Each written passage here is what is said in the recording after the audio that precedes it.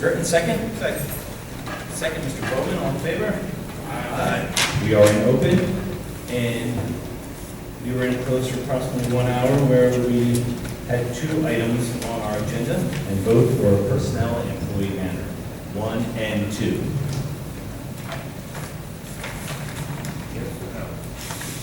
No action was taken.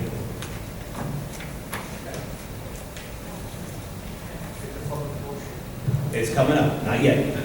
I was telling you why we're in closed. But now, Jake, it's time for a public participation portion, and that is for agenda items only.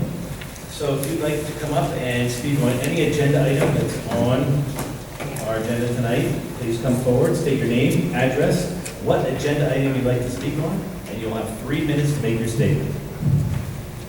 Jacob McGarrett, 612 Sheridan Avenue, Roseville Park. Ladies and gentlemen in the audience, viewing audience, members of the board, good evening. Good evening. Good evening. One second, Jake. Mike, Mr. Strani, can you hear us? You guys you're spending all kind of money, but you're not spending money to upgrade the speaker system, which is ADA compliant. What is item? Is that, Mr. Madera? Item number 15.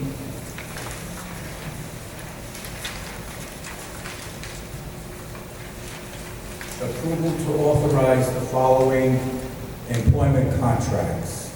Copies on file in business office. Susan Gershio and Pedro Borrito.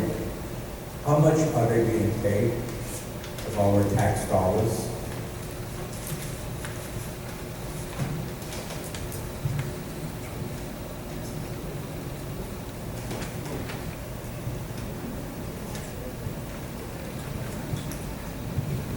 Jake, that is public record.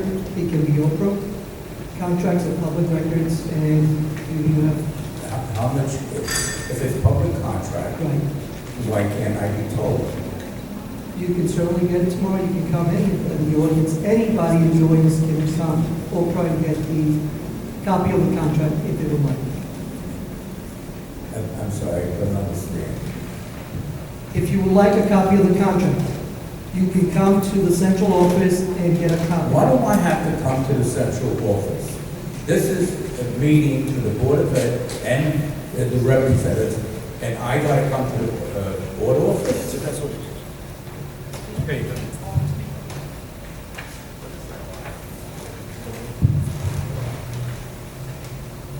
And part B of 15, why a 3-year contract instead of a 2-year contract? By law, The business is, for the superintendent. by law, school boards can only offer a superintendent a contract between 3 and 5 years. So it's not possible to give a 2-year contract to a superintendent. You have such a sweet voice, Jennifer. I cannot hear you.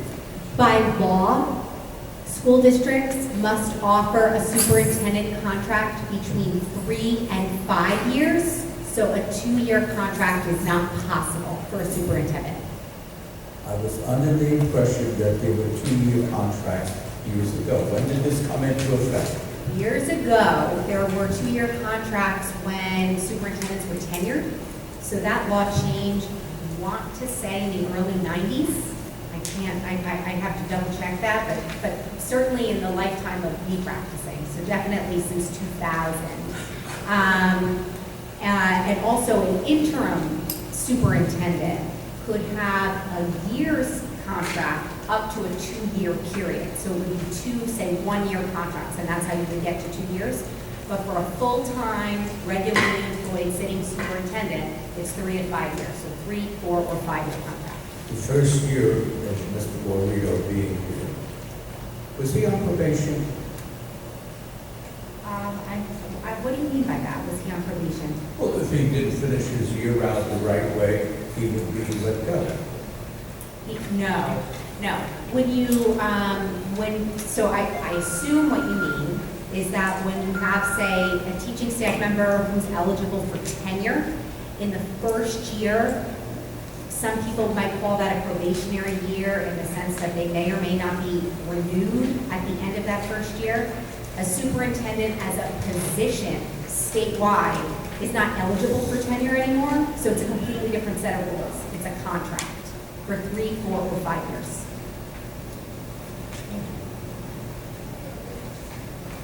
Thank you.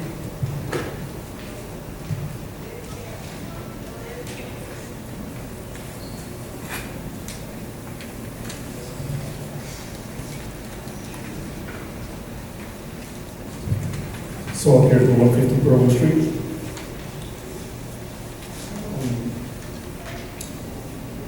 I guess agenda item 2 for policy. Relations with the vendors. I had begun asking at the last meeting whether donations can be given to Board of Ed members from professional firms. Just watched it. From professional firms. I'm just wondering if I can get that answer, so I think the answer now. Donations from vendors? Contributions, local contributions, because this prohibits from non-professional services. Right. But for professional services, can a professional service firm give a contribution to either a candidate or a Board of Ed member in line with this policy? But it's only for professional, for non-professional. Where are you seeing that, sir? That's what I was told at the last meeting. In here. Where are you seeing it in the policy? Here. Under gifts, The grants, spirit- and requests? Let's say the spirit of the policy. The spirit of the policy is no contribution. Understood the spirit, but all you So need one where person are to you come in and seeing say, that? That's fair, and I appreciate your assistance. So where are you seeing that it's singling it out to non-professional services only? I'll come back to that actually. Because the time's running out. And I have actually more important thing to deal with right now. For the, I guess 13, I'm sorry, for 15, although I've opened already and I'll open tomorrow. I understand that previously there was a salary cap for superintendents. That was done away with in 2015. No. Really? So you still have the same cap? Still have the same cap, same cap. So, again, without getting that figure right now, but are you always at that cap? It's been that cap for 6 years now. Okay. But I thought it was, we'll have a discussion about that. And just for purposes, number 1 is to include vape. Vapors, cigarettes. Vapor cigarettes. Vaping cigarettes. And the reason for to include, again, was there a state mandate that required this, or was it? Well, we had an audit of Okay. all of our policies. Okay. And there's these policies came up for revision Okay. that we should have. So that was, I guess, a corrective action. Yeah, a remediation. What's more on that? I'll come back and find out. Thank you very much. Seriously? Okay, thanks. Mr. Kirsten, I'm not sure what your question is specifically about the relationship with vendors, but the way I understood your question from last week Yes. was with respect to donations that I assume were coming from private individuals to the district. The Okay. district does have a board policy, and that is 32B, Okay. which is on the district website. It's called Gifts, Grants, and Requests. And what it does is it basically talks about how if the gift, the value of the gift is going to be in excess of $100 in terms of the value of the item, that it essentially goes to the board to determine whether or not they would accept or refuse the gift. And there is a qualifying piece to that in the policy, that the gift has to contribute to the achievement of district goals. So if it doesn't, that would be a basis for it to be denied. And the gift can also not deplete the resources of the district in any way. So any proposed gift to the district, again, with an excess value of $100, would get considered by the board and would either be accepted or denied based upon that intentioned gift. The other way that I understood your question at the last board meeting was whether or not the donor of the gift had the ability to make an intent for the gift. So could I, say a Roselle Park resident, say, I want to give a gift of X to the district, but I want Oh, no, the that's, intention. actually, thank you, but that's not agenda item, that's not this. No, I'm trying to answer your question. But my question would be, that'll be during, because that's not an agenda item. No, I understand. No, I understand it's Right. not agenda. I'm just going to finish telling Go ahead. you because you did ask me a question at the Correct. last board meeting. Yes. So I don't want to forget. We just want to Okay. follow up with that. All right. There is an ability in the policy to also place an intention with respect to the gift, but again, the board would have to review that to make sure that it can actually honor the intention that the person was making. And again, it needs to be in the best interest of the educational program of the district. And those criteria are laid out in board policy 32B. So the policy basically is in line with your response is, it can happen It can happen, with certain criteria that need to be fulfilled, yes. including its feasibility, its use. So I can target, like if I wanted to do it.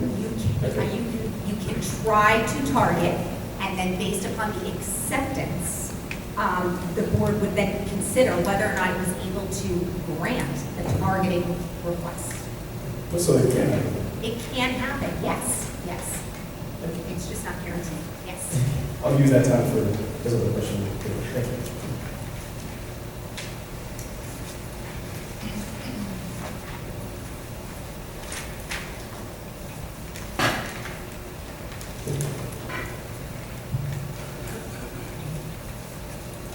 Good evening, Joe Signorello, 625 Woodland Avenue. I heard Mrs. Deegan's retiring from Sherman School.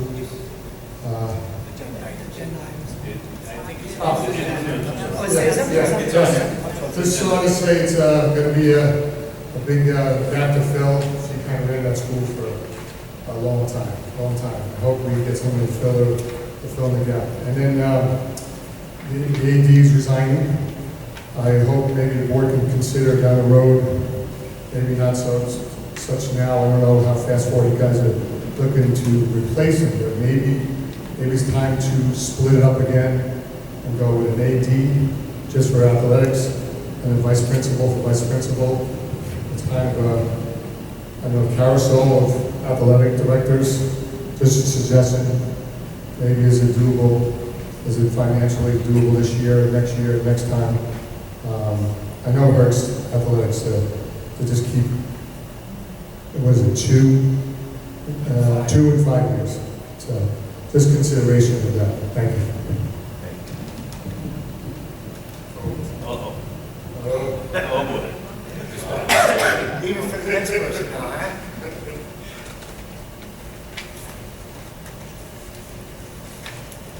Seeing there's no one else for the agenda items for our first public participation portion of the evening tonight, we'll close that. And now we'll go on to committee reports. Does anyone have any committee reports that can speak of? Mr. Harms.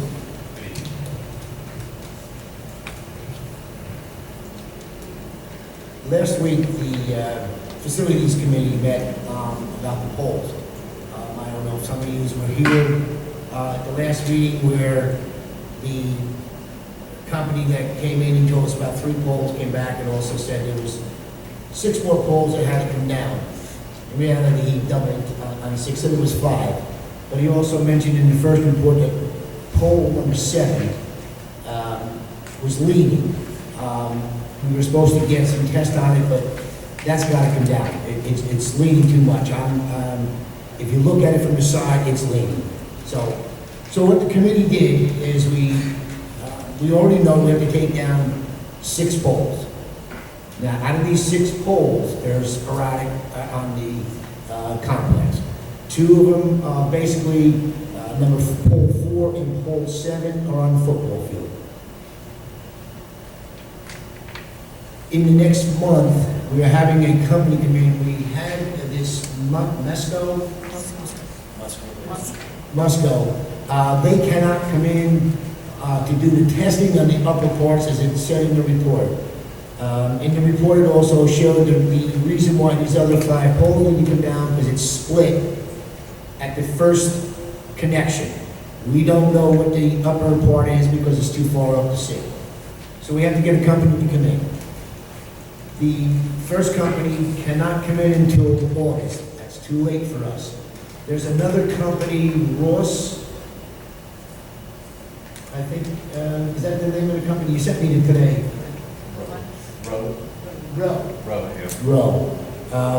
We were going to contact me today, we were supposed to, or tomorrow we will contact to see if they can come in. They can do the same testing that this other company is supposed to do. With that said, once we know if there are any other poles to come down, that need to come down because of the upper sections are split or there's some kind of corrosion that will create a safety hazard, we'll also take them down. We also discussed about what if we took down all the poles.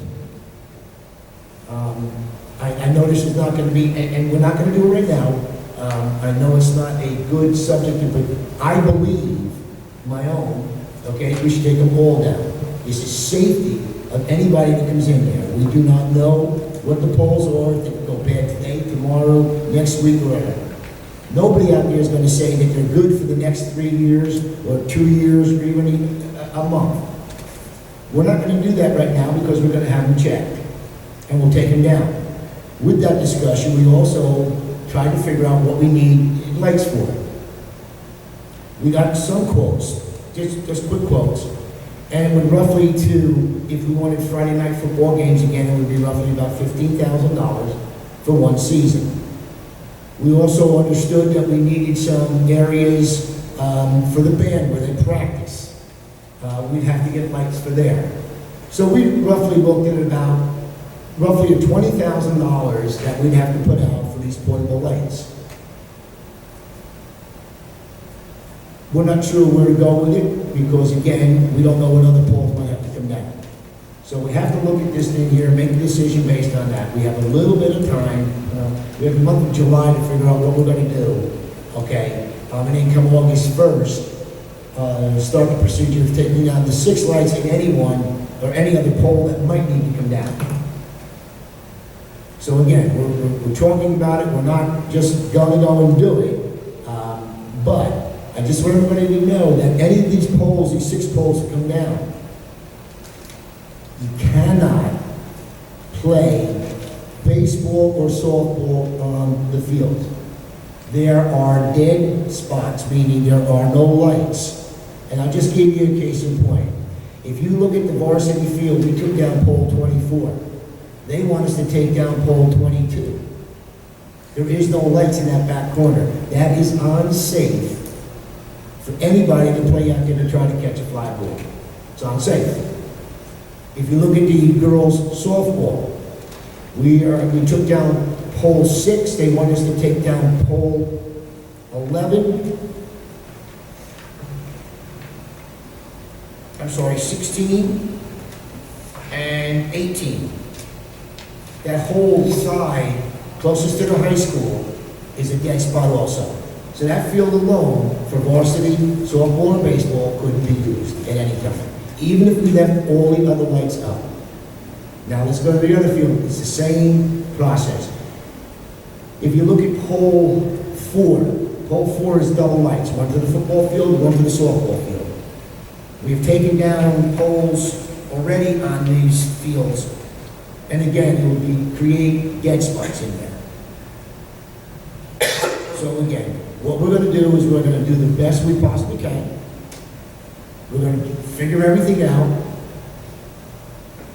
The band, no band people are in the audience, the band will have something, and we understand that whether the poles are there or we get the portable lights out there, because we know you do a tremendous job. Your children do a fantastic job. They're out there more than anybody I know.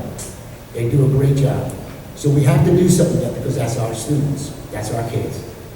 Okay? So let us have a chance, and I know you're going to be here tonight, and that's fine to talk. Give us a chance. Let us figure it out. Okay? We just got this. It was just hit on us, or thrown on us, just 2 weeks ago. So we just met last week, so it was like not even a week after we was told this, is when we got it. Okay, so you gotta give us just a break a little bit to work out what we have to do. Okay, and we understand, we're not gonna let our children go out there and not have something where they can practice. That's just not gonna do it. But we'll also have to understand it's gonna cost us extra money. That's all. Not saying we're not gonna do it because of money, but I'm just saying it's gonna cost us extra money to do it. And again, we don't know about football games. We have to get an AD in there to look at it, just to make sure that the lights that we take down, because pole 7 and pole 4 are both far ends of the one. One's on the south side and one's on the north side, one's on the east and west. So we take out them 2 corners. We're in the process of calling Berkeley Heights to see what kind of lights they use, because just going out and getting the lights, I'm not sure that's what you do. You just go out and rent one of these things that you put out in the, like the construction people use. I'm not sure if that's what you do.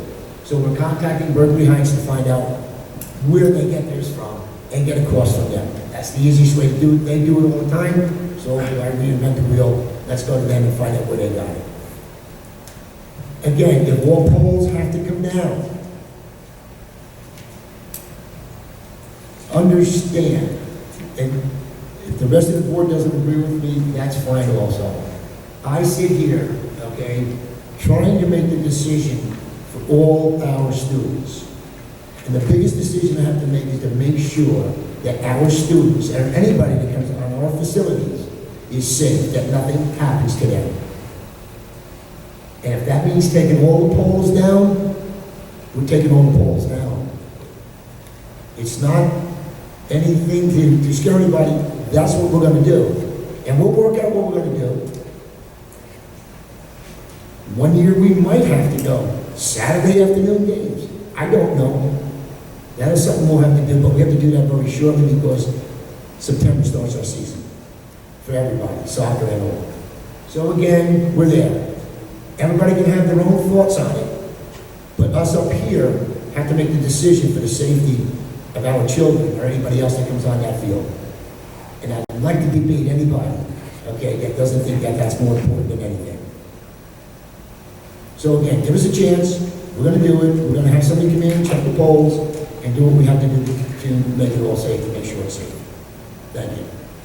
Thank you, Mr. Harms. Anyone else on a committee report? Seeing there's none, we'll go on to the superintendent's report. Good evening, Mr. Rio.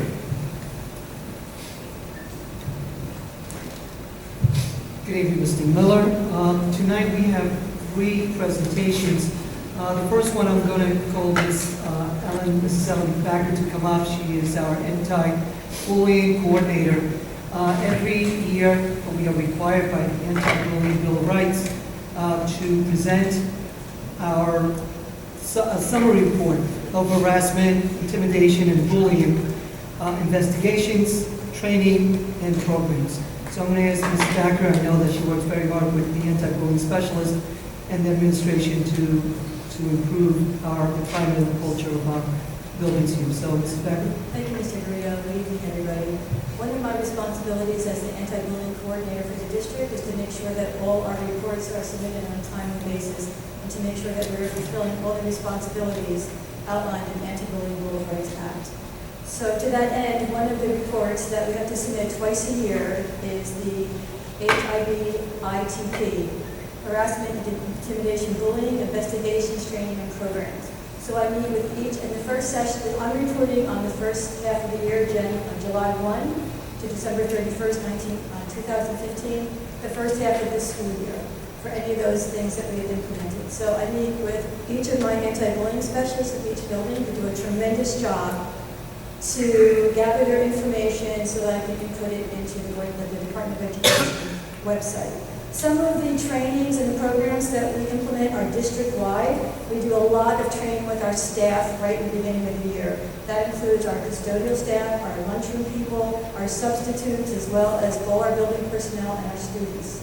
So this year, for the sake of brevity, I'm just going to give you our numbers and then just talk a little bit about some of those programs.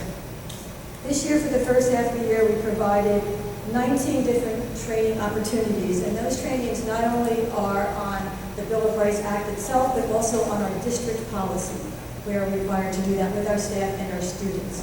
In terms of our programming, 22 different programs, and again, that is on the laws and our policy, but it's also on school-wide conditions to try to prevent bullying in the first place. So we do a lot with our school climate, with tolerance, acceptance, kindness, parental support, and a big part of that is an initiative, national initiative called Week of Respect in September, right when we come back to school.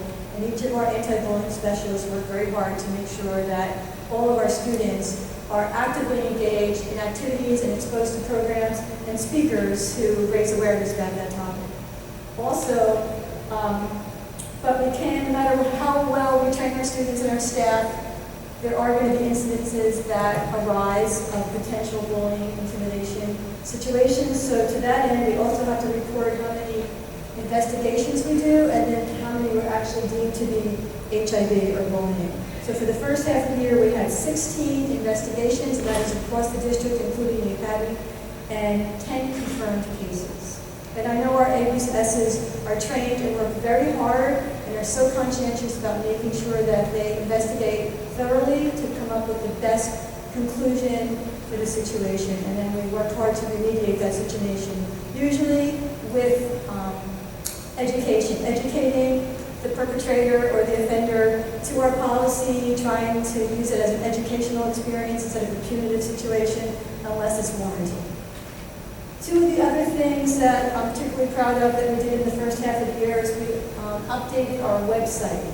So now, previously each school had their own HIV website, but we consolidated that, made sure it was consistent across the district. So every time you click on a link, whether it's the district page or each individual school page, it'll bring you to the same site, which has all our ABSs listed. All this is state mandated. All our ABS listed, their contact information, our policy, the law, how to interpret the law for parents, as well as resources, and importantly, the HIV investigation report. If a parent or a community member or anybody in the district wants to report a bullying potential situation, they can access that form, fill it out, and send it to us, and that's how we instigate an investigation. And the third thing that we did that I'm particularly proud of for this year, if you know in the news, the whole LGBT community is a very important part of our community, and we want to work to make sure that those students, as well as all our students' needs, are being addressed in our buildings. So to that end, I initiated a workshop, and I invited other professionals, administrators, school counselors from across Union County to come to our school. We hosted a web shop presented by Dr. Paul Rodriguez-Rust on creating safe and welcoming schools for our LGBT students. And we had almost 50 educators from across the district and the community and Union County and beyond come to Roselle Park right here in our auditorium for that program. It was very successful. And we also made enough money to serve refreshments too, so we're happy about that. So that's my conclusion. So I will be reporting on the second half of the year, which I just submitted early in the week, and so I am required by law to submit those to you for your consideration after September 30th. So I'll be back then for part 2. So thank you. Ms. Becker? Thank you, Mrs. Becker? Yes. Is that report period 2 on here? This is report period 1. So And you can see you got report period 2 of all zeros. Yeah. So that's why that That's is September. blank, because that is the information I just submitted last week. We have very specific reporting time periods. And then we report, but then the state doesn't necessarily get back to us right away.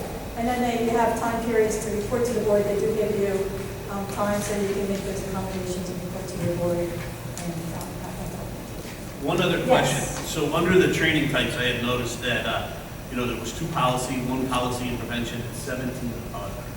Other, Can you give me the other? yes, other could be everything else, basically. It could be on school climate, on how to identify bullying, cyberbullying, how to work with parents on bullying, how to help students interact with each other to prevent bullying, remediation, using data to help us identify where the bullying takes place and how we can use that information to address specific concerns, how to address specific populations and students that are targeted more for HIV. So it's all the support of the program, Yes, whereas yes. the state really just wants to know the 2 policy. defined. Right, it's very distinct on whether your training or programs are on the policy, specifically on the policy and protected categories, and then you can only check that box. Or there's another box you can check, and under that are all those subcategories that I just listed. Fair. Thank you very much. Any other questions for me before? Okay, thanks very much. Thank you. Thank you, Mrs. Backer, and thank you for the hard work that you do. Our anti-bullying program continues to improve, and our students are safer because of that. So thank you. The second item on my report is the school cafeteria survey results.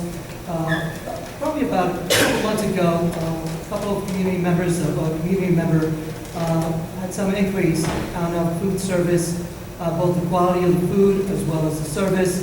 And the data had asked Mrs. Gershow to provide them with a survey. So the survey's here, and Mrs. Gershow will present it. Thank you. Thank you. I would like to first start out by thanking Sarah Costa, high school principal, and Mike Estrada, the chief technology officer, for putting together this computerized survey.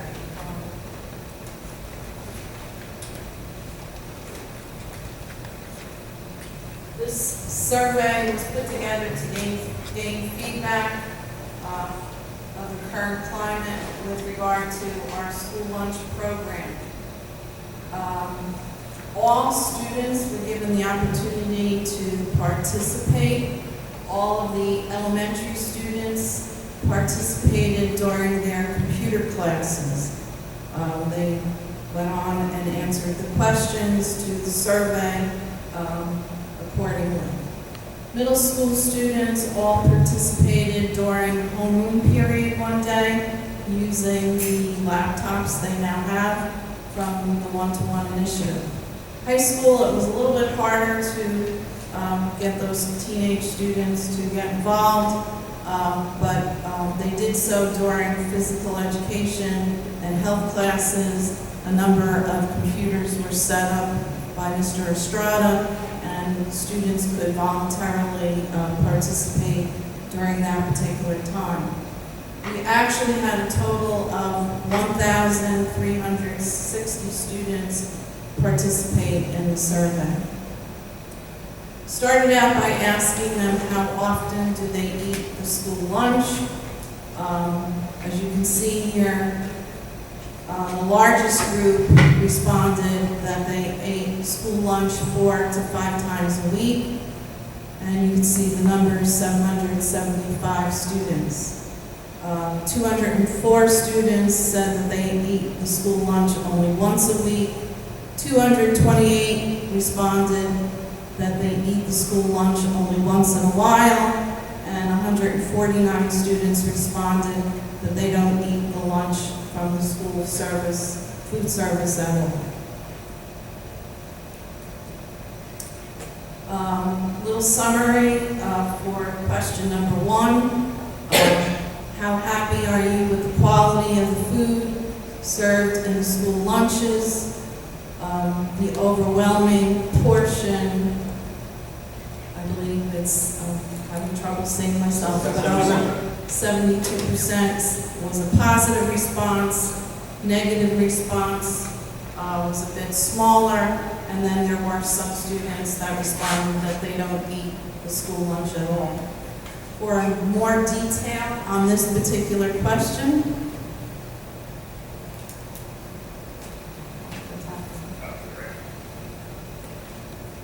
okay, thank you. That circle graph can be broken down to the specific responses. Again, I got pardon my old eyes.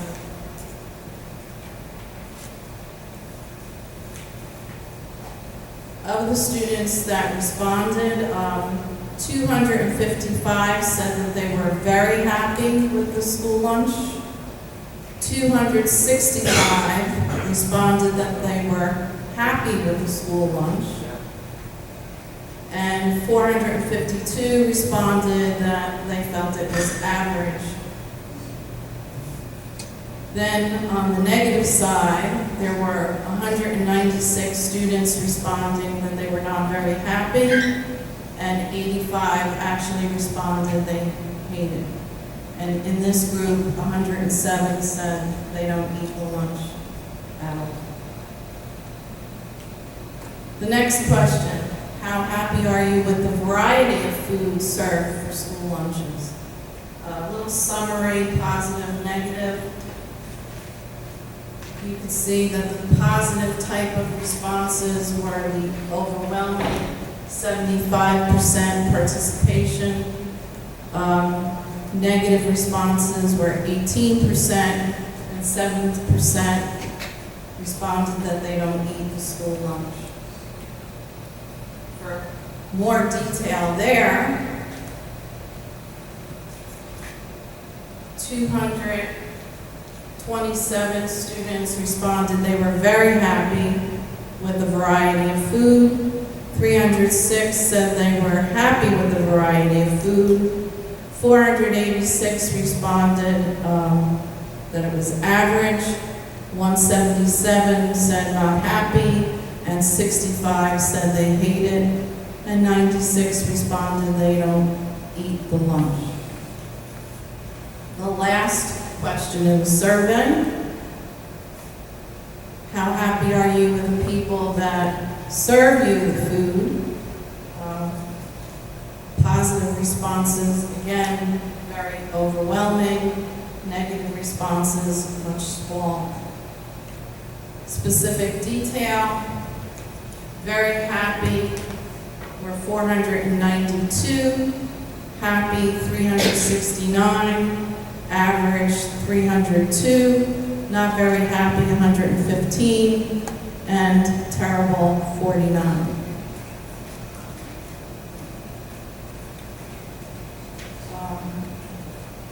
In summary, this report was shared with the food service company. I met with them for about 2 hours going over the details. They're going to seriously take a look at some of the comments the students made and hopefully incorporate some of their suggestions, requests, concerns for next year. Any questions from the board? Do we know if it's, do we know what the slice is by grade level or by elementary? I have, Mr. Gerton, I have the full report, and yes, it, Was it consistent at all 3 levels? yeah, It was? yeah. Okay. But I can certainly give you a copy of the full report, and then you can see. Just curious if the level of satisfaction, if you will, was consistent at elementary as Mike, the do you junior high and remember high it? school? They were all pretty consistent with each other, but I know we broke it out in all those different ways by elementary, middle school, high school, the district wide, so I think you got that was grassroots. Any other questions? Thank you. Thank you, Ms. Gerson. Thank you, Mrs. Gershow, for your report. Obviously, we will continue to meet with the food service and continue to try to improve.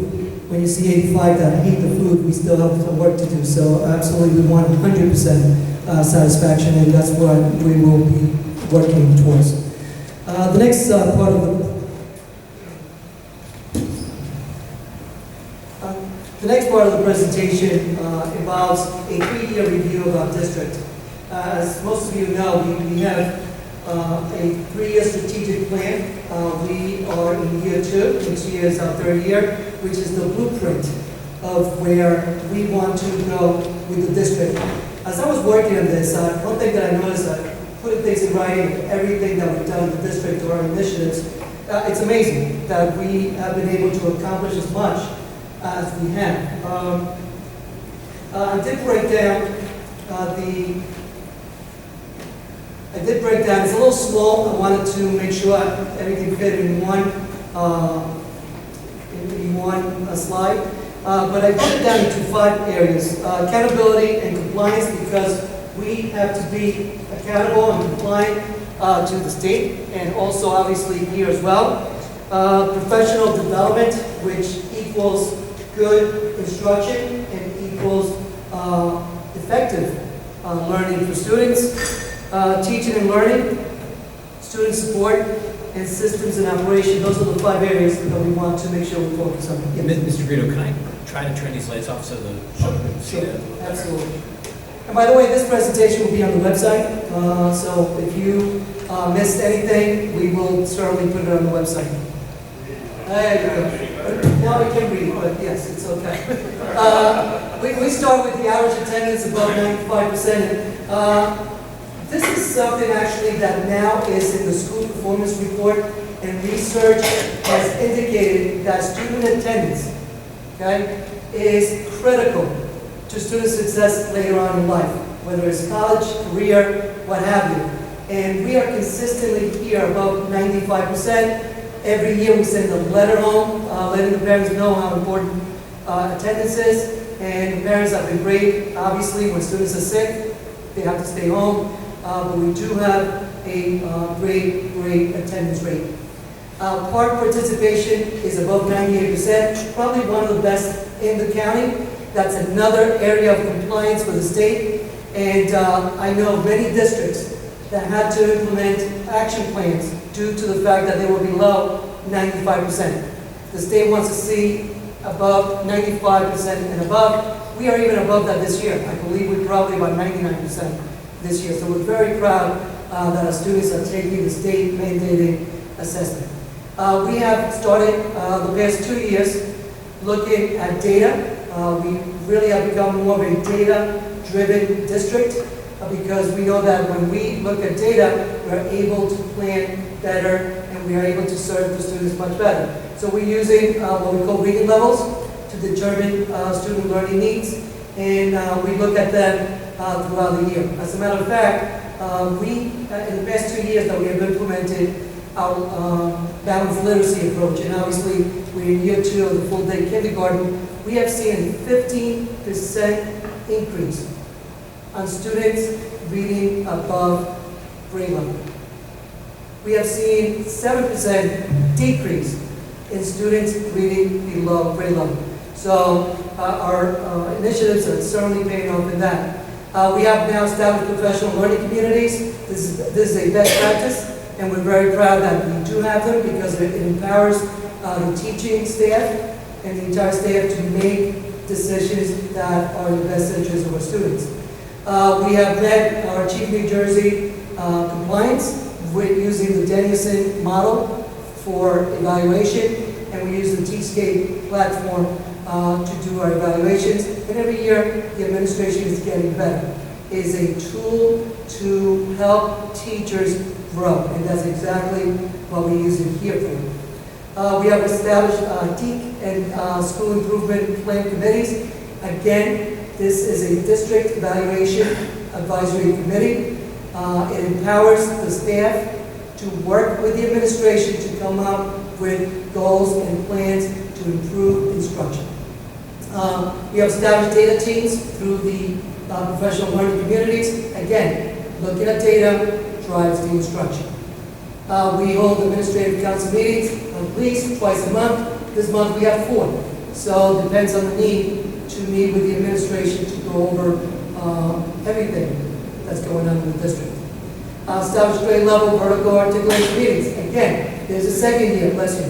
There's a second year that we have these, and this provides teachers with an opportunity to meet either with grade level families or above or below grade level, so they can share information and better plan for the following year.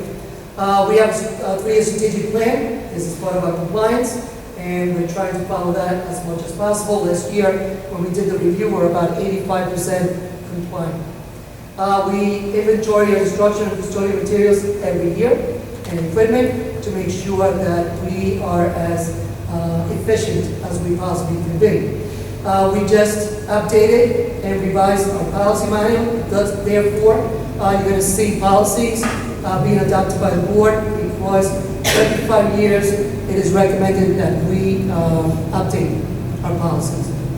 I am working on revising our job description to make it digital so every administrator has a copy, and when we hire a staff, a teacher, they will have a copy of their job description. It's easier and more efficient also. This summer, we're going to have our address or resident verification re-registration. It will be held the last week in July, first week in August. Again, I know that we have some concerns about students coming into the district who may not live here. So we want to make sure that if they are, they're going to have to prove that they do live here. We have asked our attorney to also attend in case there are any legal issues with some of the residents. So we will be working on that. It's a lot of work, but we will make sure that every student that lives out of district does not come to school at some point. And we have been complying now. We had a 6-month review from the county office. We were non-compliant when they first came. We were missing elementary world language. We are in full compliance right now.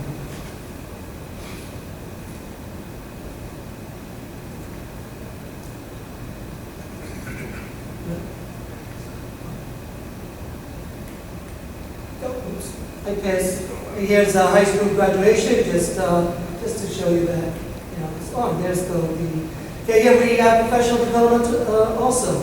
Professional development is imperative to the instruction of our students. If our staff is not prepared, our students will suffer instructionally. We have made it a very important piece of our planning to make sure that we not only have professional development, but we have quality professional development. Some of that involves, we have a planned calendar that we follow. We have had technology training, especially this year with the one-to-one initiative on Office 365. We have had training also on the use of our technology and so forth. Co-teaching model. I know that there was a community member, a parent last week that had some concerns about our inclusive classroom. We have become more inclusive in this district than ever the past few years. Not only with our special education, which we understand that the least restrictive environment is the best environment for them, but also with our ELL students and with our basic skill students. Now that we provide small class instruction, there's no reason why they cannot work with their peers. We initiated a balanced literacy approach. 3 years ago, we've had exclusive training. We have a consultant that we work with. She comes in, she works with our teachers on improving their craft. Reading recovery, to continue to be certified, the teachers have to go to ongoing training every year. Shelter instruction observation protocol, it's called the SIOP model. We've had some of our teachers, ESL teachers attend, and also they will be turnkeying to our general education teachers. And what SIOP is certain strategies to work in the classroom, in our general education classroom, to help the students that are at risk or a little bit behind. We started more using a lesson plan that is in a digital format because we want to make sure that teachers, or the staff and the administration have an opportunity to be able to have a dialogue back and forth about their plan. PARC, we have strategies for students. We have some training on using strategies for the new test, PARC. Level readers, strategies for teachers to use level reading. Math curriculum at the middle school. This coming year, next year, in 2016-17, the staff is going to be trained there on Envision math curriculum. Curriculum mapping. We are using what is called the e-Doctrina. Again, it is a web-based digital format where teachers are going to have their curriculum, every teacher, in the tip of their fingertips with resources that they can use using technology and using other means of, right there. They'll be able to look it up every single day. We hold staff meetings, faculty meetings, and what we did, instead of having your traditional faculty meetings, we are asking our administration now to have more of a hands-on type of meeting with the staff on new trends in education and things such as that. Of course, we also provide teachers elective workshops where they can go out and look for workshops outside of the district. In the year 2016-17, we will start a teacher leader program where we're empowering teachers. We know that there are teachers that have strengths in several areas, whether it's technology, math, literacy. We want them to train other teachers to use some of the strategies in the classroom. Early childhood environmental rating system, improving the preschool classroom environment. That was a training that our early childhood teachers attended, and the WIDA training, which is the standards for ESL or our English language learners. There was also analysis workshop in that. And here are teachers in training. This is part of our teacher leaders. Teaching and learning. Of course, 2 years ago, we went out and we looked how we can implement full-day kindergarten. We understood that our kindergarten students were missing 500 hours of kindergarten experience, whether it was academic, social, and we said that we cannot compete later on unless our students have full-day kindergarten. It's paid off, and we started to see that. We have more opportunities for STEM classes and architectural opportunities at the high school level. We have now established interim assessments, so we can use the data to assist students with their learning. One-to-one technology, that was another huge effort. Right now, we have every student in 6th grade through 8 with a laptop. Next year, it will be the same for the high school. This will provide students with resources to make sure that they begin, or they continue, or they enhance their 21st century learning. Again, the digital lesson plan format, I mentioned that before. New Bushhead model for teaching ELL students. We want our students to be more inclusive. Established co-teaching model, I mentioned that. Balanced literacy approach. Level readers for grades K through 8. Installation of additional computers throughout the district. Updated curriculum that meets the Common Core standards. Robotics offering at the high school and also the middle school. We will try to also provide more going down to the elementary. STEM Growth Initiative, this is something that's new in the past year or two. And our early childhood standards start full curriculum starting now in 2016-17. It is a best practice for early childhood. Here are students using their laptops in the middle school class. Here's an example of a school library with level reading. In every elementary class, you will see that.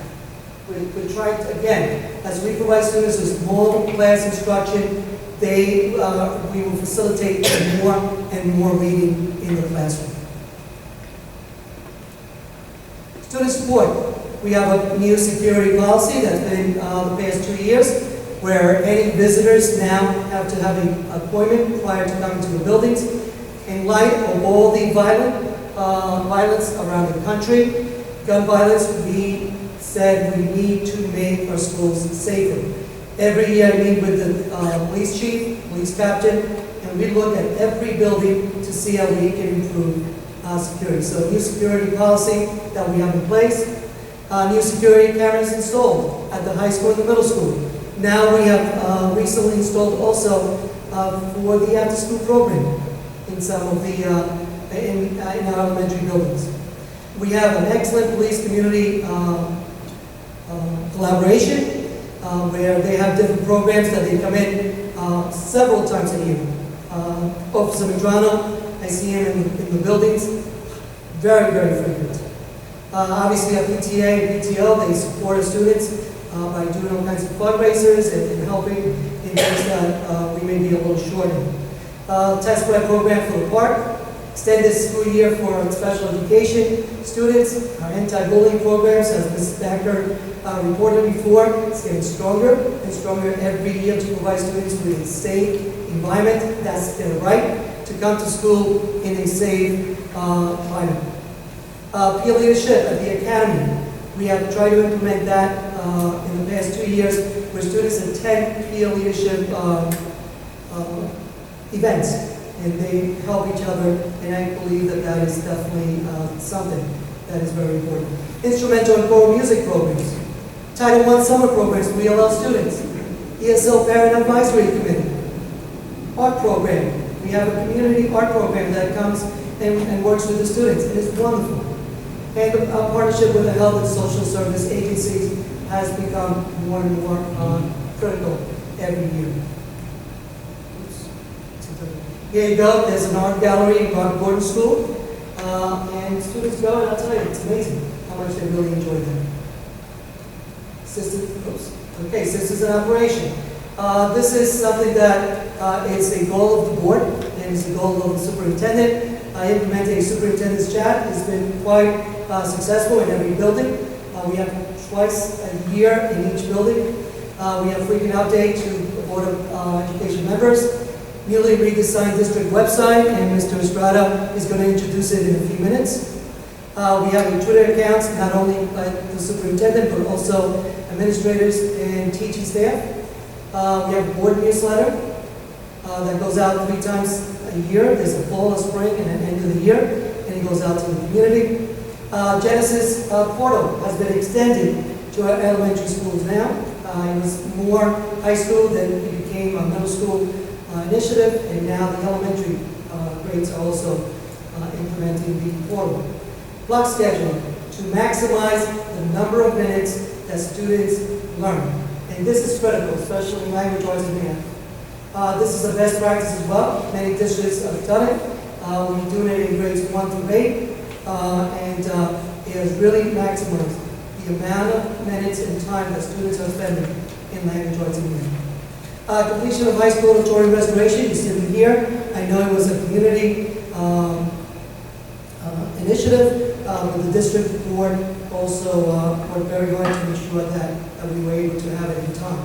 And the completion of a feasibility study and a long-term plan. The facility planners introduced that last year, so the board and the superintendent will be sitting to go over the plan and come up with a timeline of how we're going to implement some of their recommendations. Continue. We have a new pay for it lunch pay program, which I believe has been very helpful. We ramped manual and purchase of new lunch equipment.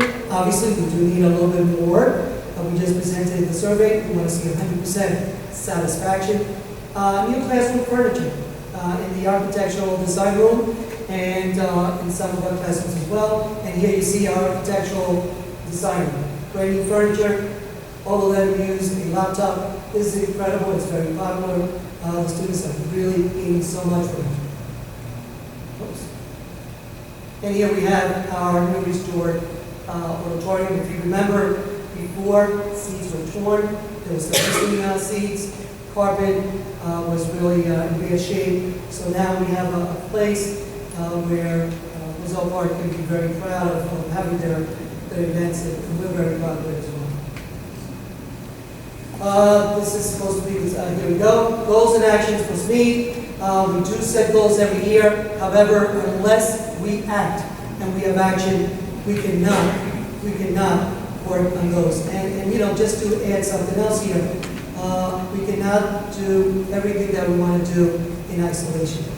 We need you parents, we need the community, we need the board members, we need the staff, we need the administration, we need the parents, everyone.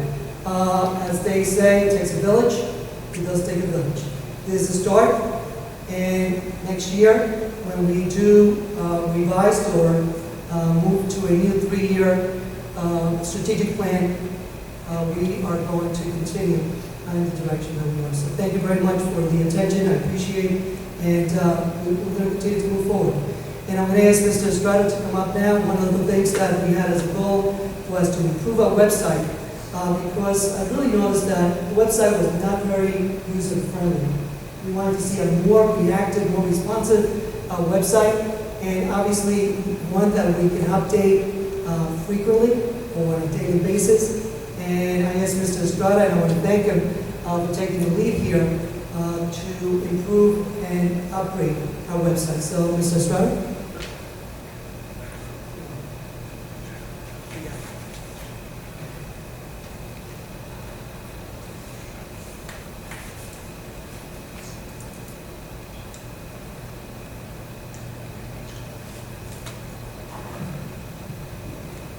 To stand in one place. Good evening, members of the board, members of the community. As Mr. Brito alluded to, we were looking at redesigning our school website.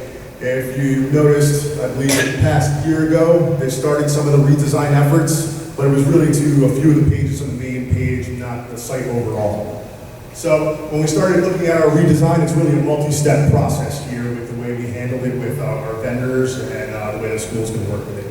So first thing, we're looking at the design template choice, what the school wanted to move forward with, then the launch of the design, and then content revision. We're going to go deeper into all these areas here.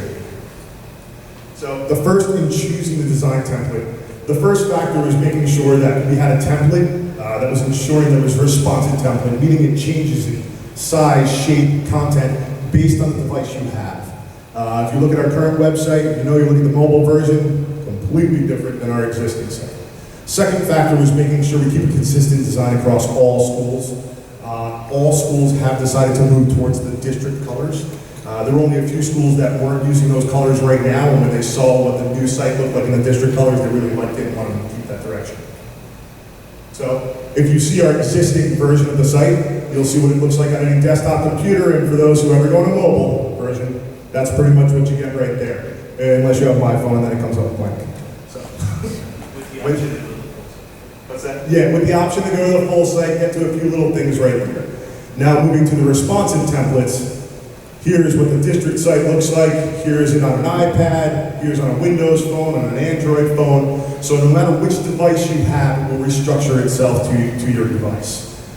So that way you have the smaller menu nav items there for when you're on a phone, and a little bit more as you get larger screens there. Some of the things you can see right off the bat here, the upcoming events, the fewer quick links. We have a recent news section that will actually scroll in the news and also auto-expire the information that's on there, so you don't have something that's been up there for a month, 2 months, 3 months that's no longer valid. So when will this be launched? As Mr. Brito said, it will be launched in the beginning of July. The first thing we're looking at is finalizing design approval. Right now, we have the final steps set ahead. It has to go to administration and each of the principals to say that yes, they like what they look at. The next steps is content revision and making sure the websites stay up to date. For that right there, one, we're compiling a survey right now that's going to be sent out by the district. We're going to look to survey areas of interest for the staff and the community. What do they really want to see on the website? What do you go there for? You're really just going there for the lunch, the calendar, and athletics? Then we want to make sure we cater to that, and those are going to be the areas we highlight. We also do have state mandates, so we will base all the changes that we make to the site on state mandates as well as changes from the survey. As I think I might have said just before, all the sites will now have the same top nav. So just meaning the menu bar across the top, if you go to the menu bar, whether you go to one or the other, if it has parent info on one, it's going to have parent info on another. They're not going to have different names. There won't be different categories. Of course, the athletics will also be available on the high school and middle school pages.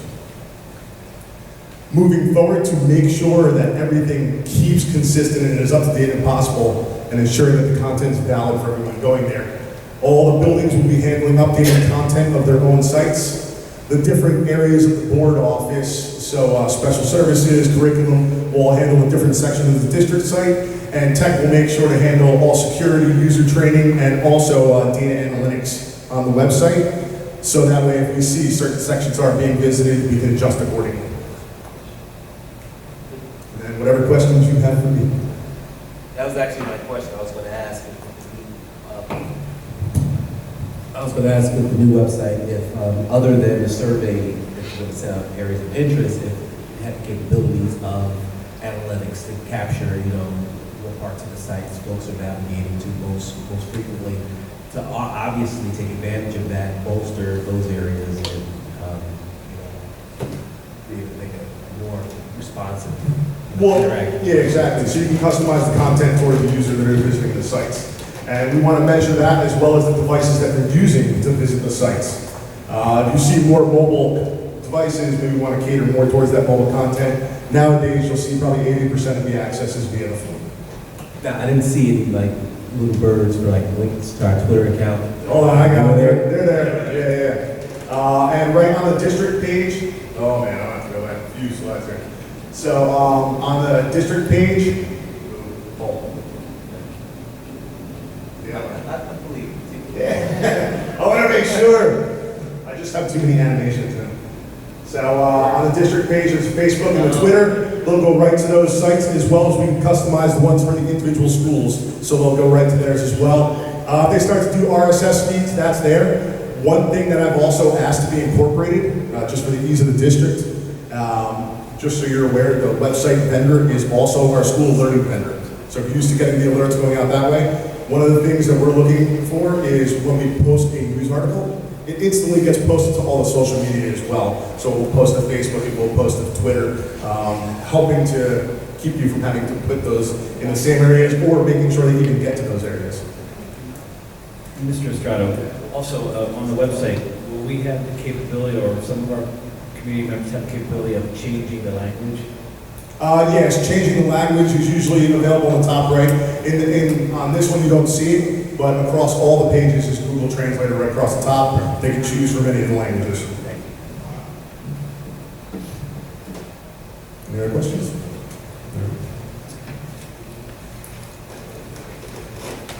Thank you, Mr. Estrada.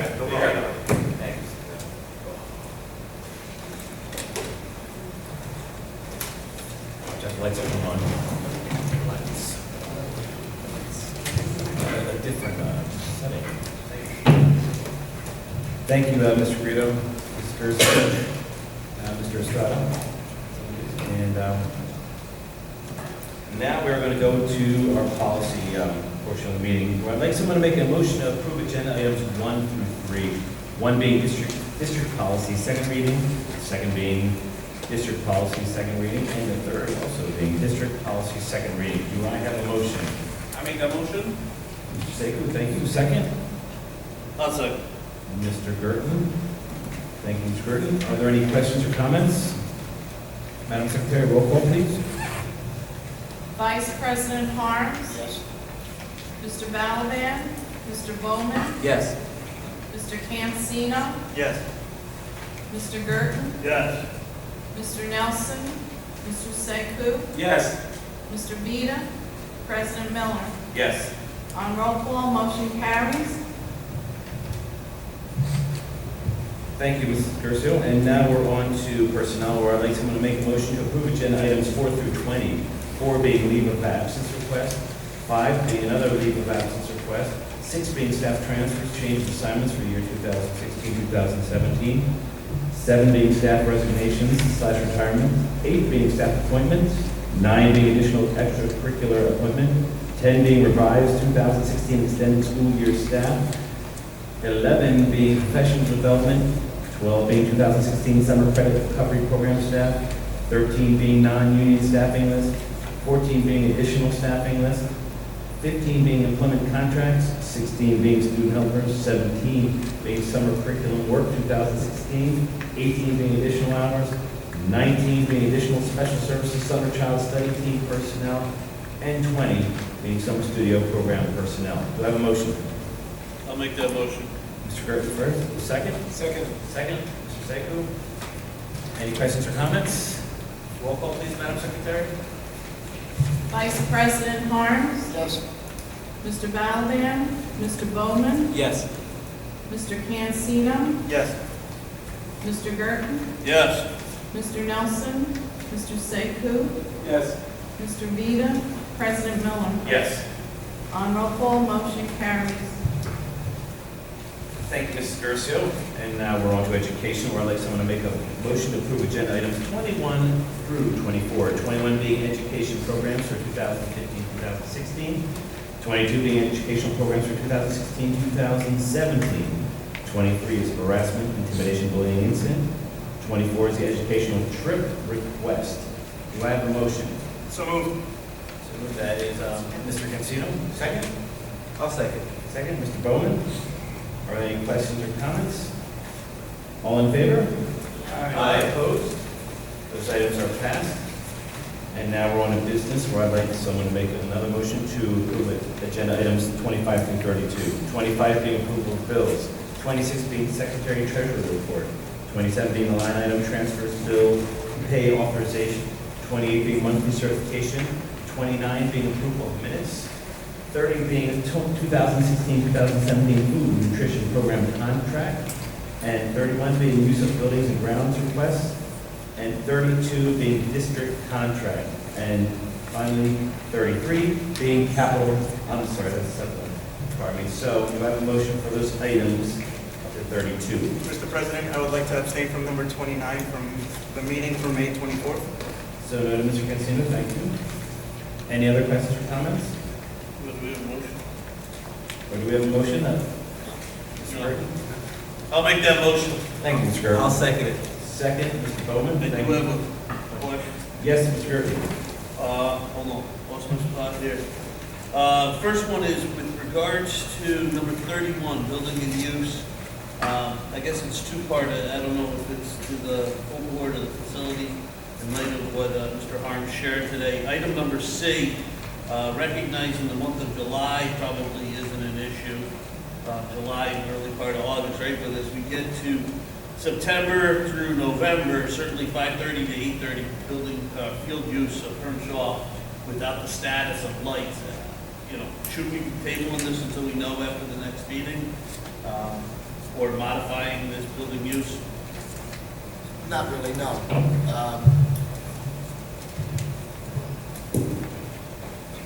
At some point, whether we keep the lights up or not, we won't know that right now, so to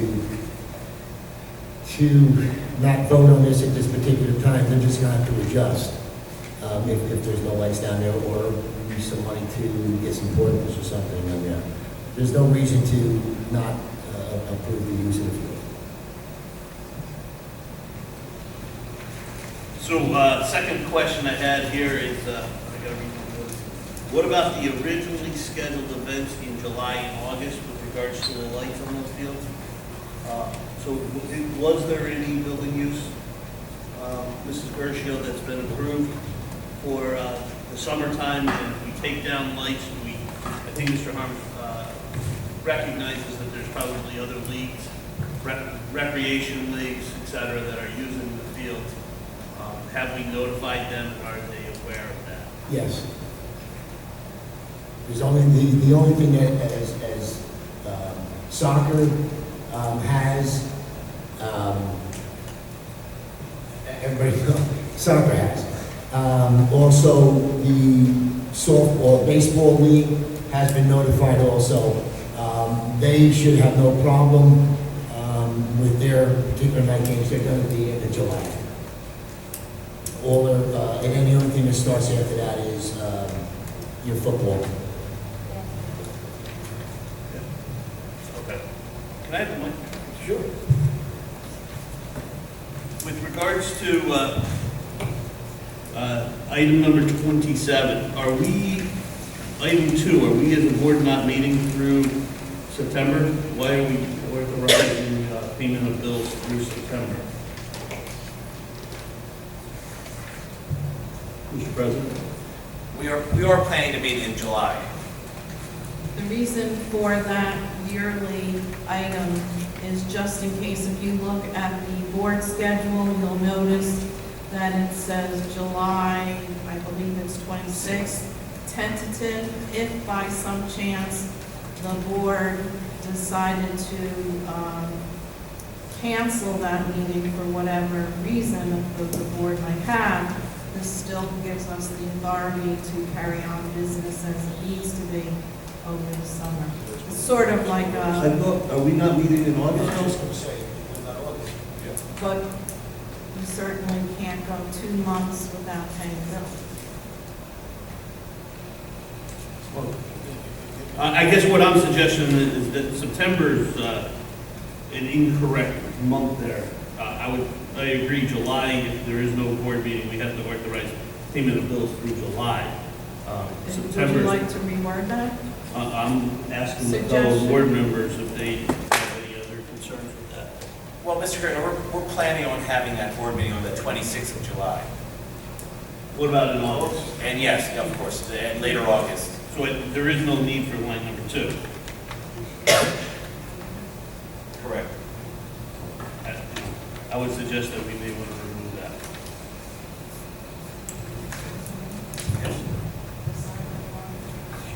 So Mr. Unless, Griffin, you know, that's my suggestion. I'm not sure what my fellow board members, how they feel or what they do. Mr. Griffin has on the board right now, on the table, I should say, for item number 27, number 2, the subsection is to scratch the the business administrator to pay all bills through September 2016. For the reason of, we are going to meet July 26th, and we are going to meet in late August prior to the beginning of the school year. And board members, what do you think? Mr. Arms? The only suggestion, I agree that we should take out September. I think we should go month by month. And the only reason why I say that is because if we don't have a quorum, we can't have a meeting. So if we want to say pay, if we're going to meet in July, so just put through July. And if we, when we meet in July, then we'll do August. Only because just in case we don't have a quorum. No, it would have to be August. August. So it would have to be August. August, that's what I was starting to say. That wouldn't be July. So pay all through July, through August. Is everybody in agreement with that, board members? To pay bills through August 2016. Authorize direct business administrator to pay all bills through August 2016, in case we don't have a quorum for July or August. Is all in agreement? If we don't have a quorum, excuse me. If we don't have a quorum, what will be the backup plan? Then the business administrator would be authorized to pay all the bills. But I look forward to the quorum. Okay. Great, so we'll make that adjustment then. So note that on agenda item 27, number 2, direct the business administrator to pay all bills through August 2016. Any other questions or comments? Seeing none, all in favor? Aye. Opposed? Those items are passed. And now I'd like someone to make a motion to approve agenda item 13, that's capital reserve. I'll make that. That's Mr. Bowman. Second? Second. Second, Mr. Cancino. Are there any questions or comments? Seeing there is none, Madam Secretary, roll call, please. Vice President Harms, Yes. Mr. Balaban, Mr. Bowman, Yes. Mr. Cancino, Yes. Mr. Gerton, Yes. Mr. Nelson, Mr. Sekou, Yes. Mr. Vida, President Miller. Yes. On roll call, motion carries. Thank you. And now we're on to continuing business. Mr. Greedo. Thank you, Mr. Miller. As the end of the school year, June 22nd, there have been 4 students removed from the Roselle Park School District that have been identified as non-residing and therefore removed, and 2 that are still pending for further investigation. So for a total of 6. Thank you. And now we're on to new business. Mr. President, I just have one question for Mr. Guido. Yes. We're having the re-registration this summer. Are we doing anything to, I'm trying to think of the word, to put on a list of students that we might think or we've heard about, or, I mean, these are how we get some of the students that don't belong in our district by word of mouth. Are we doing anything to put a little list together so they don't skip through or get, pushed through, to ensure that we're doing everything possible to ensure that our students from Roselle Park who live here are from Roselle Park, not from someplace else? Mr. Harms, thank you for your question. Yes, the administrators, for those students that were possibly not live in, and we had some reservations, we do have a list for the re-registration.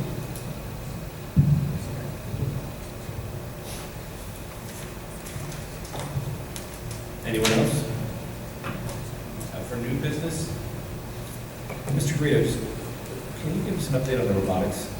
Are they are in Nashville right now? Mrs. Scott is here, I don't know if she's had any contact with robotics, but they are right now, Mrs. Costa?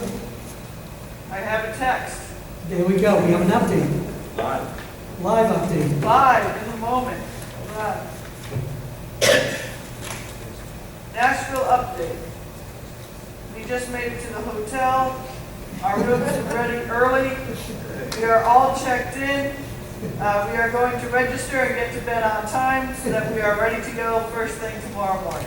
Great, hopefully we'll have a great report to give on the July 26th board meeting. Wonderful. Wish him good luck from all of us. Thank you. Thank you, Ms. Greta. Thank you, Mrs. Costa. And we do wish them well. And now we're on to our second public participation portion of the evening tonight. If you'd like to come up and speak on any issue, please come forward, state your name and address, and you'll have 3 minutes to make your statement.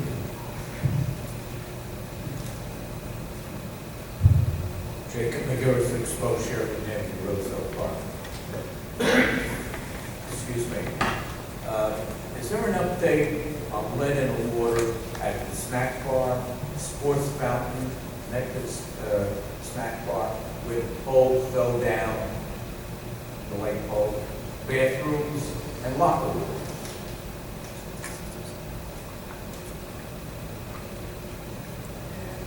No additional update from the original report, but I will definitely bring this to their And attention. also pertaining to the last Board of Ed meeting. Can you folks give me? Yes. Okay. I don't want to spoil my vocal cords. Cost for the facility analysis, was that $25,000 or $75,000? Yeah, I don't think it was as high as 75,000. It wasn't 25,000, maybe somewhere in between, but we can certainly look at getting that figure. Removal of the poles, $900,000 to $1.2 million. That's removing them and putting them back up. Tell me.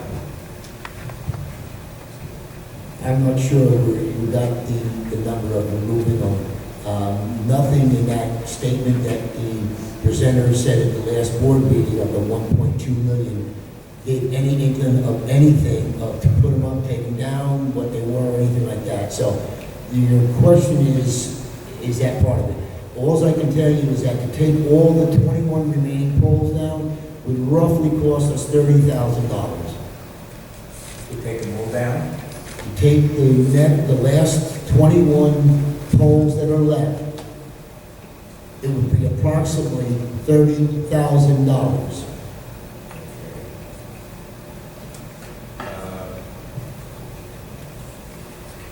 Replacing the poles with you don't have to do it on a Friday because it can fall down on a Friday, it can fall down on a Saturday while a football game is going on. Or, however, we didn't know that. Didn't make that. Did the folks that did the facility analysis, was that a bid contract? Did they bid on it? Professional services, first of all, professional services do not require a bid contract. Secondly, the amount of the contract was under the bid threshold. 77 children was mentioned at that particular meeting by the court, the call, or whatever the changes. Now, is that for which project?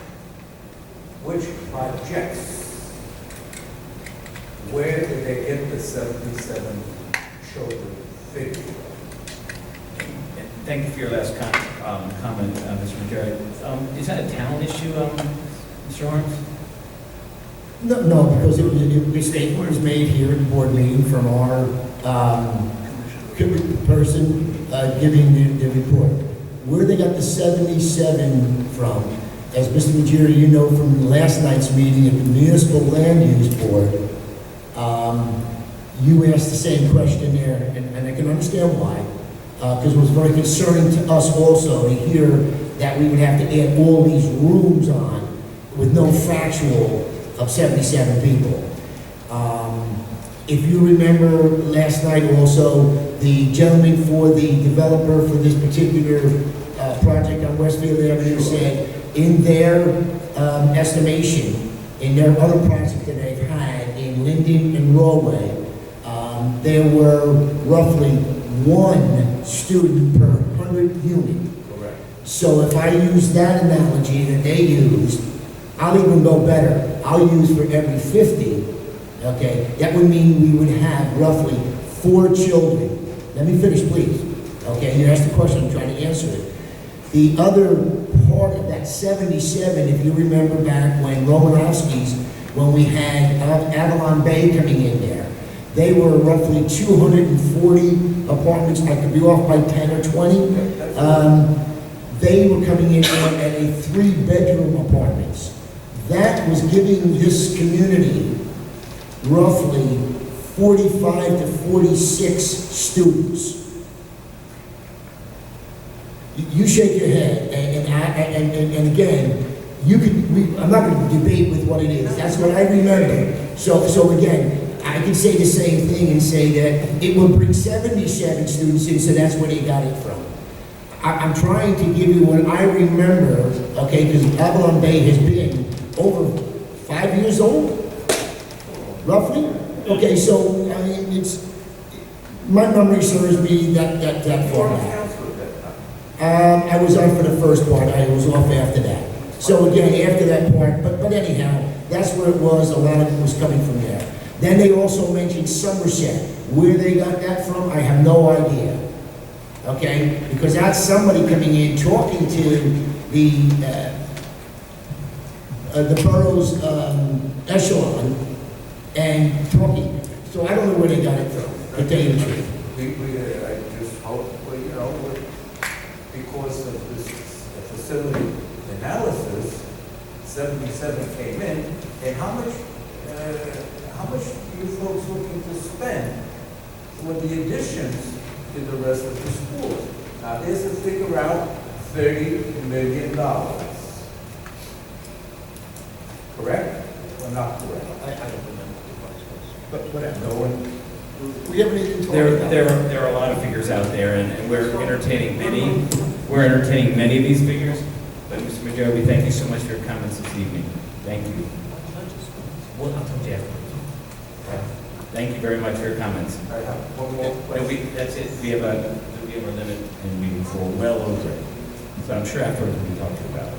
Thank you, Mr. Major.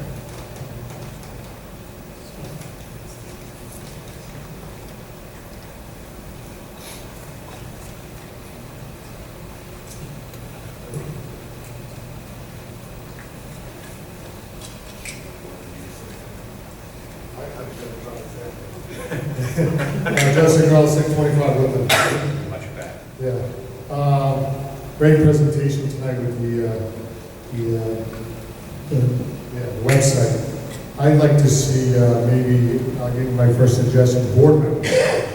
Board members, their terms, when they served or when they're up, I would say 50% of other school districts I've seen have, when the board members, their election is up or when they're up election.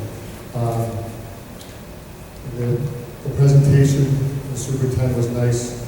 I like the suggestion of the security. I think you guys have come a long way in the school district over a couple of years, but there's always a one but. Election day at the middle school, I think we let our guard down on election day. Just take it out, take it out. That's better. On election day, maybe you could look at it next election day in November. I think there's a breakdown in security that day. Maybe contemplating just removing, ask the borough, they'll probably yell at me about all the more. But anyway, but think about it. Was it this year? Yeah. This past year? Yeah, well, November 15th? no, when we had, June. we had June. Been a half a day. Huh? Been a half a day. I know, but the other half was, anybody could They walk. started at, oh, Yes, yeah, for a couple hours. I just want to clarify. Yes. We thought we were doing something good, Yeah. but hey, we got the ball. And again, we said, just have somebody look at it in November. Are there any specific areas that we should judge? Just the driveway, it's open. The driveway, Do we not? I walked right in, there was nobody there. We, fair. I walked in off the right side of, Fair, just, fair, thank you. and I think it's a good opportunity tonight. I saw that the lunch thing was awesome. I was down in Thomas to see it was that well received, so what I was thinking, maybe through the chair as a personnel committee, have we ever done, and Mr. Gerg, maybe help me out, have the employees ever done a survey, how things are going, how they like working here? I know we do it at the company we work for. I don't know if they read it, the senior leadership, we go, what, twice a year? So maybe a survey of the school teachers, how things going, do they like coming to work? I'll be blunt, I know I've talked to many teachers, there's an unhappiness and things are going not, and maybe it's 50-50, it's something I suggest. And if you have the talent and it would save the district money, that maybe a survey of the teachers, do they like coming to work, how things are going? I'd be willing to say they're not happy. What would you do with that info now? What would you? What you would do is change it. What's going on? You're not happy to come to work, then what's wrong with it? Your senior leadership is not doing well at running the ship. Oh, I see, okay. Okay. And then real quick, that, a little disappointed that you guys did a lot of work to hire a principal of that school in Troy. I hate to put you in a spot. Why didn't we go with choosing number 2 and number 3? I'm glad we didn't pay for what you guys do. And I know you guys put a lot of time and effort. I hear it through the grapevine. You weren't allowed to take number 2 and offer the job. We do that at our company, right? Which, you're talking about which school? No, the Aldine principal, the committee did a nice job. They investigated, went out of district, in district. They offered the person, again, allegedly, I'm not sure, maybe you guys can clear it up for the public. You offered them the job. They didn't want it. Why did number 2 and number 3 get offered the job? Just Who's talking? Aldine School, Aldine, the principal, just what we did. What's personnel? So I'm saying you're the chair of the personnel committee. Did and can, or how come did they offer the second person the job? I'm only asking, tell the folks, that whatever, listen to people, as Jake would say, is that a true statement, not true statement? Or without a principal, and who knows, maybe you'll get one next week, maybe you'll get one September 1st. Why can you bring some best practices of a great company to work for and bring it to the board, the district, and say, why did number 2 get picked? Why didn't he get offered? Yeah, I'm not sure that's even true. Somebody answer my question. Thank you. Can we address that? Mr. Sigal, I do want to answer that or entertain that. We do put together a committee, and I felt like, and I think I mentioned it last time, that it was a very well put together committee, very diverse and very fair. We went through a first round of interviews. We did have a top candidate who we were competing with another district closer to her home. The committee, as democratic as we are, we asked what would they like to do. We went to a vote. They requested that we reopen the search at the time. So that's the reason for, and we did exactly what the committee collectively wanted to do. So that's exactly where we are right now. Okay? Thank you.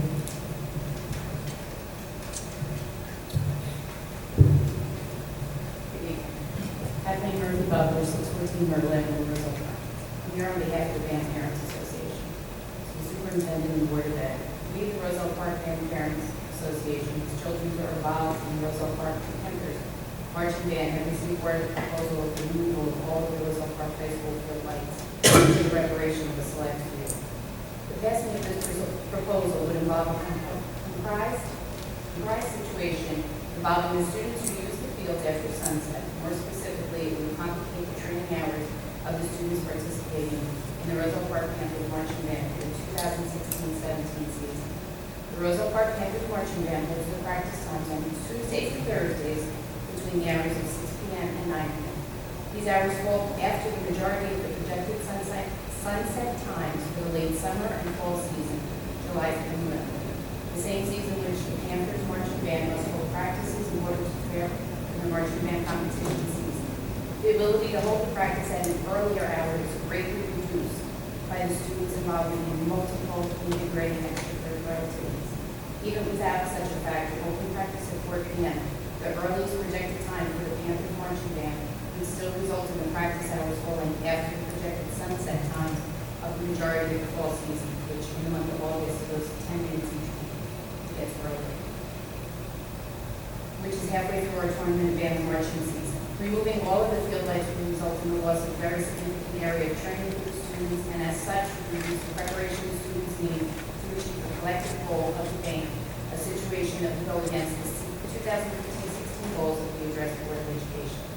We, the parents, recognize and understand the motivation behind the proposal for the removal of the field lights, which is to repair the poles which hold the lights in place, thus avoiding and preventing accidents involving the aforementioned poles. We recognize and understand the proposed goals of protecting the students who will be on the field and improving the quality of Roselle Park High School. We nonetheless believe that the total removal of all the field lights would still result in a hazardous environment for the students who use the field into the hours that fall after sunset or are exclusively used the field after sunset. We, the Band Parents Association, whose children are involved in the Panthers Marching Band, would like the board to propose an alternative to the total removal of the field lights at the Roselle Park complex. Thank you. Thank you, Ms. Miller. And as Mr. Harms said earlier, we will do our best to make that happen. But again, we're going to wait those test results. But most importantly, we'll be clearly communicating that to you and the rest of the public as well. We value the band as much as we value football, baseball, soccer. You guys are equal partners too, so we appreciate you coming out and we hear you loud and clear. So thank you.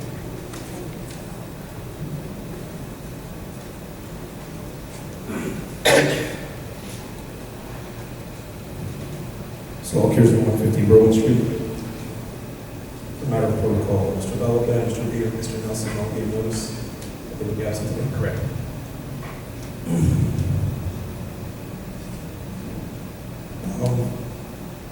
I noticed, I guess, that the ECC director was appointed.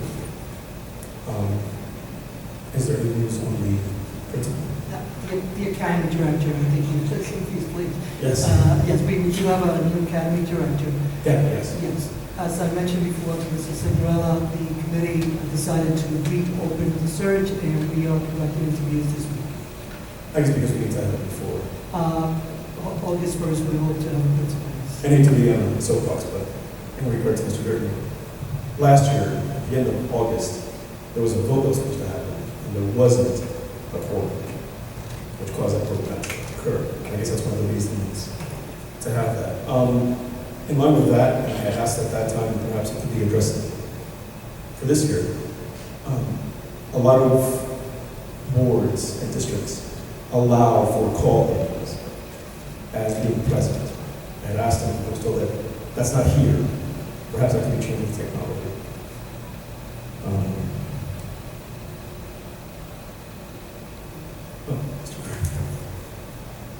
So we were discussing about the board policy. Professional. The honest and ethical relations paragraph. So the second sentence, the school board will not vote upon or award a contract in the amount of $17,500 or greater to any business entity which has made a reportable contribution. Further down,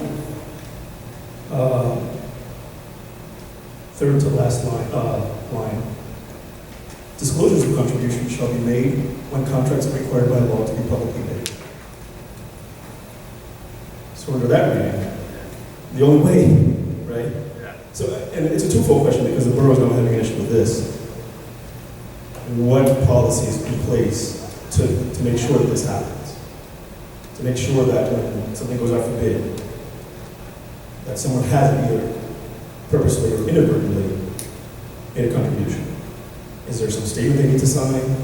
Is it something that comes with the RFP? Is it something that's checked on by someone? So, That's the first part, but the second part, it says it's only for those that are publicly bid. The disclosure, that's contributions. And professional services don't go out to bid. So under that reading, my understanding is that professional services could do it. And in time, I'm sorry to interrupt, but in time with that, we had stated that one of these professional services came under the threshold, which is also another issue. So if they're under the threshold, they can do it too. so this is language. Here, can I have the microphone? I'm sorry, I think I turned this. Oh, okay. I can only speak for legal services, Right. because I can't speak for other professional services. There's a law called, the colloquial jargon is pay to play. Correct. Okay? And so lawyers are required, when they go through like the RFP process and then the renewal process with respect to getting rehired in a year, to submit information to say, we do not pay to play. So the answer to your question, at least from the legal end of things, would be that based upon those other kinds of organizations, there may be other laws in place that require the organization to do it, because I can tell you that applies at least for law firms. But you said maybe. I don't know with respect to, say, like And the- accounting firms. The municipality something like that. is actually in a situation like that where well-intentioned policy may affect an actual professional service because they didn't know they had to. So they went ahead and they did, and they went over the threshold. And there's possible issues. But again, the way it reads, and I wasn't just singling out attorneys, but other Right, no, professional services, I auditors, understand. even the people Architect, who engineer. did the study, right? So if under that reading, they can say, well, I don't have to publicly disclose how much I contributed. And should there be something that goes above and beyond? Because although it may be required per the audit, isn't there something that should go above and beyond to say that anything that's contributed need to be reported by a vendor? I think. And so we'll take this up. So that's a good point there, Sal. With regards to that, so thank you for pointing that out. This, and we'll revisit. Some of this is, most of this is suggestive language from the New Jersey School Boards Association, which is adopted and then put into almost every school district's policy, right? And there is some, certainly we have our council review it and where needed, revise it for our district. So we can take a look at it here. And I don't know if it's relevant to this and if it covers everything, but I believe in addition to the board members have to file disclosures every year, I believe all school district administrators have to file those. I think the threshold was 250. Any earnings over 250 or contributions or any sort of income if you go over 250. I don't know if that covers it. Might cover part of it. The point taken, we'll go back and look at that and maybe get some advice from our council there. Thank you. Thank you, Mr. Green. Seeing that there is no one else for the second public participation portion of the evening, tonight we will close that. And now I'd like to make a motion for the board to go into closed session. I'll make a motion. Mr. Sekou. Second, Mr. Remington asks for a reason to attorney-client privilege. All in favor? Aye. Opposed? We are now going into a consecutive executive session. We will be off-site for matters of attorney-client privilege, and we will adjourn at that location as well. We will not be returning to the high school after. And no action will be taken. Good evening, everyone, and our next meeting will be July 26th at the air-conditioned middle school auditorium. See you there at 7 o'clock. Good evening, everyone.